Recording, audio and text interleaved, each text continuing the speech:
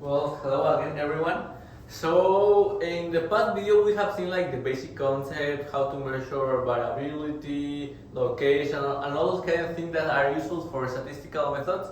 But here now, we're going to start to see some of the concept of probability and set theory that we need to do the experiments in a correct way. So, let's start with basic definition of probability. So, the first thing we need to know is what is an experiment. Experiment. This is going to be the activity that we're going to perform that we are uncertain of. For example, an experiment can be when we toss a coin if it's going to be a head or we're going to be the other side, or it can be like the thing that you are researching for, the data that you're collecting for. So that can be a lot of things, but the important thing about this is that it has to be something that you are uncertain of and that you are going to perform. So, now, this experiment, the different results are going to be called sample space. Sample space. For example, in the coin part, the sample space is going to be two possible outcomes. That is going to be head or tail. This is going to be our sample space. Now, we have the definition experiment, we have the definition of sample space. Now let's go to the definition of event. Now, this is the activity per se that we're going to do at the toss a coin. This is the possible outcomes that are going to be, and the event is the act of doing the experiment. For example, if I toss the coin one time, I have one coin toss, then this is an event. This is the event that is going to be performed to get one outcome out of this experiment. We can have multiple events, like we could toss a coin 10 times, and there are going to be 10 events, and this whole is going to be an event by itself, and this is going to give us 10 different outcomes. Now, this is the most important part, most important basic concept of probability. Now, let's see something of set theory that is going to be really useful for this course. So let me erase this. Now, set theory.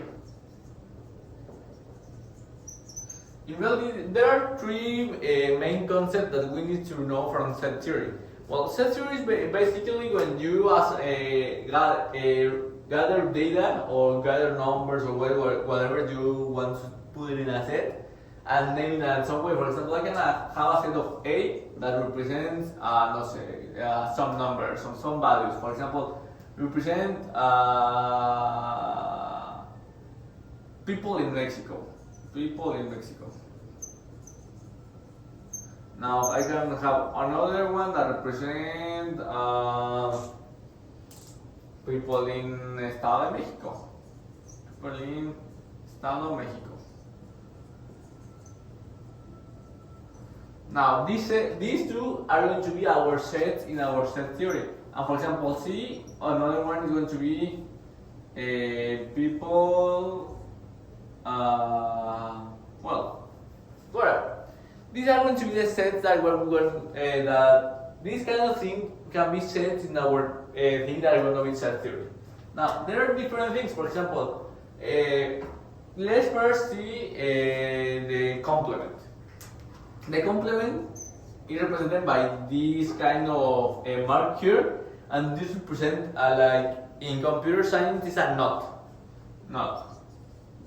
So for in this case, a complement means every people that don't live in Mexico. So that means everyone else in the world, but not the people in Mexico. For example, if we have here our total universe, and if we have A people in Mexico, what we are looking for is everything outside of people living in Mexico. So this will be our whole universe. Now, other symbol is A union B. Union means it's like an OR in data science. So for example, we have this part A, B. The OR is going to mean everything together from them. So for example, let me change people in Mexico and let's put something that can be united. Uh, yeah, let's be people in Mexico and United States. Now, if we gather them in a union, this is like summing both of them. So now we do like A plus B. So it will be people living in Mexico and people living in the United States. And finally, it's going to be the equivalent of and. That is going to be a how to say union? Intersection B. This is union complement. This is intersection. And this is equivalent to an and we see it in this diagram here. These are called Venn diagrams, just to take it in account. A, B. These that it only can be the part that are here, it's going to be the zero part. So for example, if we have people living in Mexico, and we have, for example, doctors in set B, people who are doctors, the intersection of people in Mexico and people who are doctors is going to be the people that are doctors who lives in Mexico. So here we have all that information. There is another particular case where our sets are not unite, and is this part. A and B.